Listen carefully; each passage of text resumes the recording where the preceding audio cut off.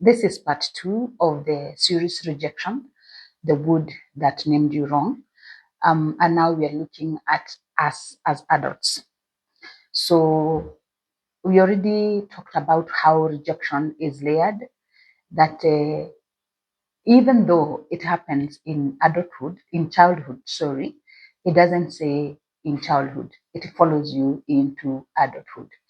And now, even adulthood also has its own rejections.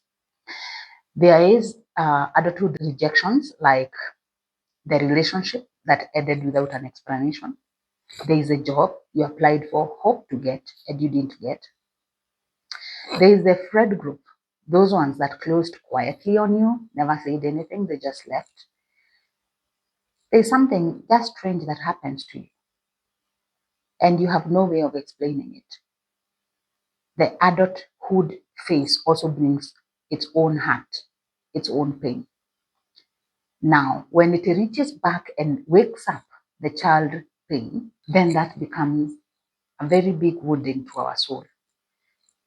A rejection that happened when you're 35 years old can drop you back to the floor like you're 7.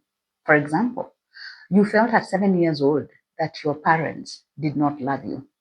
And now you are 35, and this relationship that you are hoping would lead into future partners suddenly breaks, or you feel rejected. And that pain doubles up with the pain of the 7-year-old child.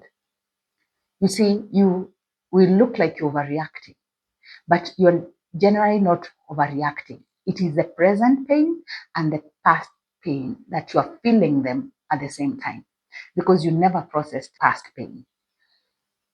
The present just confirms that the name they gave you at 7 of unwanted child, unloved, is true. Therefore, the pain doubles. That's why we hear people say you're bleeding onto others. This is why healing rejection is not just about managing your childhood pain, but also managing your adult situation. You know, you cannot think out of a way. You cannot think yourself out of a wound. You cannot think yourself out of a rejection. You cannot even read or study yourself out of it, because it is a wounding that is not even intellectual. So you have to heal it. You have to meet it at the root. So let us look at what rejection does to our body and to ourselves. Psychologically, we have already seen that rejection does not stay in the memory. It settles in the nervous system. So that's why after rejection, you feel the need to scan your surrounding before you let yourself relax into it. It stops being just a memory. It becomes a lens in how you look at people, how you look at your surrounding, and how you look at things. Let's look at one last example. Let's say a friend takes a while to text you back. You have texted them and you're waiting for a response. And then your body starts to feel nervous and anxious because the response is not coming back in time. So your body transports you back, your nervous system transports you back to, say, 2010, when your ex ghosted you, when you wrote messages to your ex and they were not responding, when you called your ex and they were not receiving your calls. So you go back to a space of about, say, 16 years back. So that's how old wounds manifest. Their aim is not to hurt you. Their aim is to protect you by warning you early that something that had previously happened to you is coming back to you. But this is not protection, because it's not based on safety. It's based on fear that you would feel the pain that you felt 16 years ago. It eventually becomes a cage where your emotions pile up, pile up, pile up. And that piling up is what brings illness to your body, and then to your soul, and then to your minds, which eventually brings about how you behave, how you react, how you form relationships, how you respond to situations. So you will start responding from a point of pain, from a point of woundedness, from a point of hurt. and therefore you will not give authentic reactions or response, because you're not reacting from your identity. You are reacting from the false identity that rejection gave you. Hence the title of the series, The Wound That Named You Wrong. So what should we do? We should seek help. The first place you seek help is within you. Like I like to say that you cannot know God, you cannot meet God until you meet yourself. So in the process of going back inwards to meet you, your authentic self, then you meet God. And when there is you and God working together, there you find healing. You could also seek therapy, because if these wounds were extensive, like say sexual abuse or rejection that was severe, that's such that when you start to go back by yourself, you get overwhelmed, then you can seek for therapy. You can also have an accountability partner, somebody who can listen to you, give you compassion. Then there's books like this one, Healing the Soul.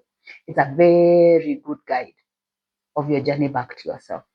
It takes you back to yourself slowly through people that have gone back to themselves, through biblical stories of people that were wounded and rejected and went back to themselves, through practical activities you can do, and all that and so on. So get your book. It's just 1,000 shillings from me. So let's look at the name that God gave you versus the name that the rejection gave you.